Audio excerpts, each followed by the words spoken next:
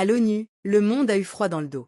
Dans la grande salle du Conseil de sécurité, où les discours sont souvent mesurés, calculés, diplomatiques, une voix a brisé le silence.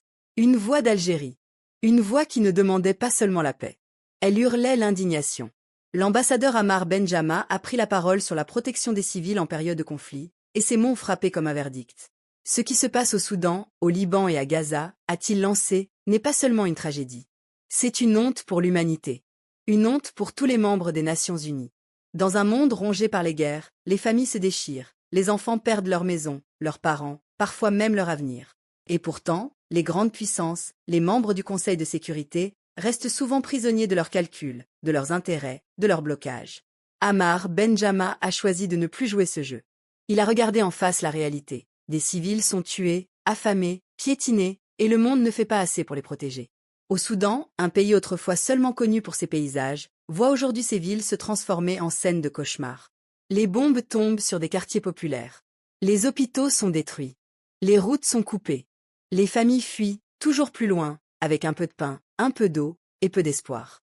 Et pourtant, pendant que des milliers de vies se brisent, la communauté internationale se contente d'observations, de rapports, de déclarations.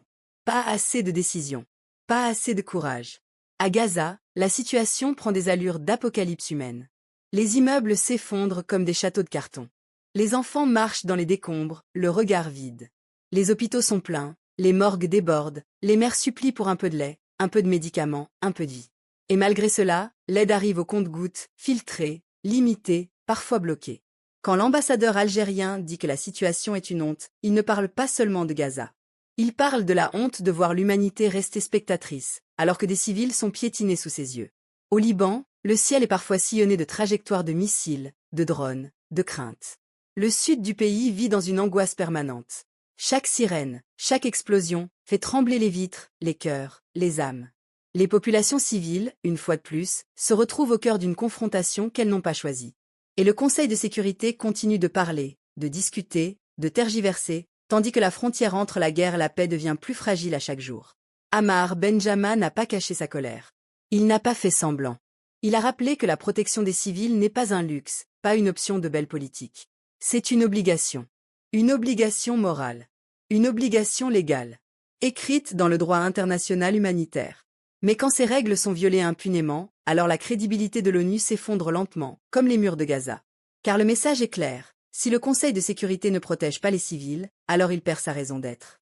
S'il ne force pas l'accès humanitaire, s'il ne fait pas respecter les cessez-le-feu, s'il ne tient pas les responsables de leurs crimes, alors il devient lui-même un complice silencieux du désastre.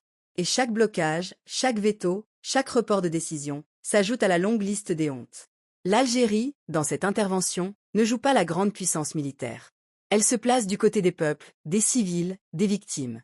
Elle parle pour ceux que l'on ne voit pas à la télévision, pour ceux qui n'ont pas de micro, pour ceux qui n'ont plus de voix. Elle rappelle que la souveraineté des États, la dignité des peuples et la protection des civils ne sont pas des concepts abstraits. Ce sont des vies humaines, brisées, arrachées, traumatisées. Et dans ce monde globalisé, où une bombe tombe à des milliers de kilomètres et résonne dans les rues de Paris, de New York, de Tokyo ou de Riyad, la question devient universelle. Ce qui arrive à Gaza, au Soudan, au Liban, ne concerne pas seulement les habitants de ces pays. Il concerne l'humanité dans son ensemble. Car chaque fois que l'on normalise la souffrance des civils, on affaiblit la civilisation elle-même. Le discours de l'ambassadeur algérien est donc un appel à l'urgence, à la responsabilité, à la vérité.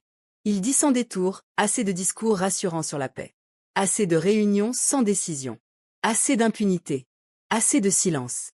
Car si le monde ne protège pas les civils, alors le monde ne se protégera pas lui-même.